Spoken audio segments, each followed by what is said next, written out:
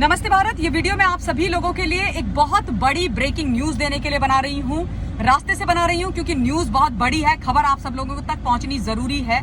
मुंबई के पूर्व कमिश्नर परमवीर सिंह के बारे में मैंने आपको बताया था कि किस प्रकार से वो जब थाने की पुलिस ने उनके लिए लुकआउट नोटिस जारी किया था तो उसके बाद से उनका कोई अता पता नहीं था। लेकिन अभी की जो ताजा खबर है, तमाम चैनल से निकल करके आ रही है। मैंने इंडिया न्यूज 18 की अभी एक खबर पढ़ी जिसमें लिखा हुआ था कि परमवीर सिंह लुकआउट नोटिस के बाद गायब हो गए हैं, यानी कि वो ही इज गॉन मिसिंग ऐसा लिखा हुआ है। और उनका जो फोन है, मोबाइल है, वो भी स्विच ऑफ है और वो चंडीगढ़ में जो उनका आवास है वहां से वो मिसिंग हुए हैं, वहां से वो गायब हुए हैं। ये एक बहुत बड़ी खबर है, ये एक बहुत बड़ी इंफॉर्मेशन है जो आप सब लोगों को जाननी बहुत ज्यादा जरूरी है। इंपॉर्टेंट चीज ये है समझने के लिए कि एक समय पर मुंबई के सीपी रहने वाले टॉप कॉप, जिनका रसूख, जिनका डंडा मुंबई के अंदर चलता था, जो थाने और मुंबई दोनों जगह के कमिश्नर थे, उनके खिलाफ जब लुकआउट नोटिस जारी हुआ तो फिर उन्होंने कानून का सामना क्यों नहीं किया?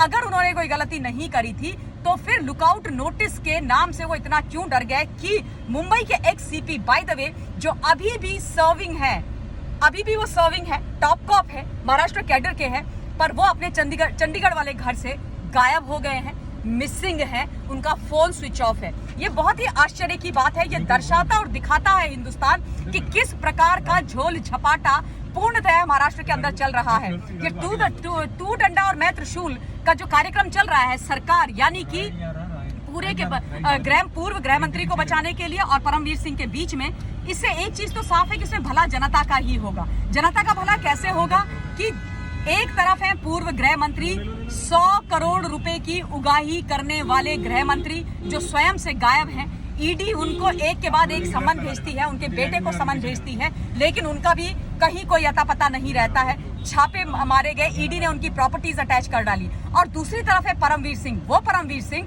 जो एक जमाने में अनिल देशमुख को रिपोर्ट किया करते थे, एक दूसरे के बहुत परम मित्र भी हुआ करते थे, एक दूसरे के साथ में काम किया करते थे।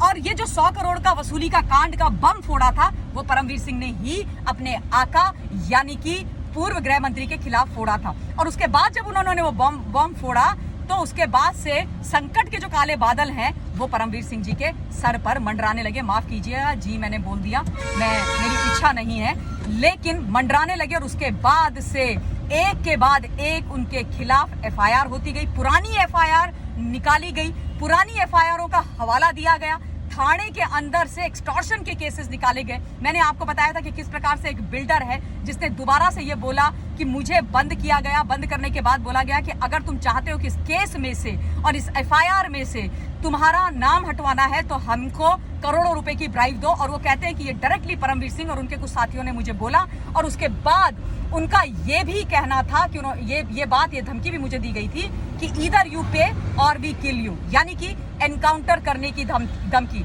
सो मेरा जो प्रश्न है हिंदुस्तान और हमेशा रहेगा कि ऐसे लोग जो खाकी वर्दी को शर्मसार करते हैं, और खास तौर पर परमवीर सिंह, सचिन वाजे जैसे लोग, क्या इनको हाशिए में नहीं रखा जाना चाहिए? क्या इनसे प्रश्न नहीं पूछा जाना चाहिए? और अगर ये सच्चे हैं तो परमवीर सिंह को अपने घर से, चंडीगढ़ से गायब होने की क्या आवश्यकता पड़ गई? भाई, आप टॉप कॉप हो, सीनियर आईपीएस ऑफिसर हो, आप सीपी रहे हो मुंबई के। अगर आपने गलती नहीं करी तो आपको मालूम है कि कानून आपको टच भी नहीं कर सकता। आप जानते हो कि आपके ऊपर कोई धारा नहीं लग सकती। लेकिन अगर आप इस तरीके से गृह मंत्री गायब हो रहे हैं, सीपी गायब हो रहे हैं, इससे मतलब साफ है ना कि कुछ ना कुछ गड़बड़ है। और आप लोगों को मैं याद दिला देना चाहती हूँ कि इस वक्त महाराष्ट्र के अंदर जो 3 तिकड़ी और झोल झपाटे की सरकार, जिसको मैं बुलाती हूँ महाविनाश वसूली अघाड़ी की सरकार जो है, वो सरकार पूर्णतया हाशिए में है। और अंततोगत्वा ये समझना जरूरी है कि चाहे वो सीपी हो, चाहे वो वाजे हो, चाहे पूर्व गृह मंत्री हो, अनिल देशमुख, के सारे लोग महाराष्ट्र की सरकार के ही लोग हैं। मैं ये विषय आप सभी लोगों के सामने जल्दी से अपडेट करना चाहती थी, इसलिए मैंने ये वीडियो बनाया। अब मैं इस वीडियो के लिए अपनी वाणी को विराम देना चाहती हूँ, लेकिन आप सब लोगों से ये निवेदन करना चाहती हूँ कि अपना पॉइंट ऑफ व्यू कमेंट के माध्यम से मुझ तक आप जरूर पहुंचाइएगा। मुझे मालूम है कि मैं रेगुलर नहीं थी, कल मेरा कोई बड़ा वीडियो आप तक नहीं पहुंचा क्योंकि मैं कुछ चीज़ों में, जन आशीर्वाद यात्रा में थोड़ा सा व्यस्त हूँ। लेकिन अपना पॉइंट ऑफ व्यू आप लोग लगातार मुझे देते रहिएगा और कोविड की गाइडलाइंस को फॉलो करते रहिएगा। दूसरे विषय को लेकर के जल्दी आप लोगों के बीच में मैं हाजिर होती हूँ। Till then, thank you very much, stay safe, stay blessed and जय हिंद।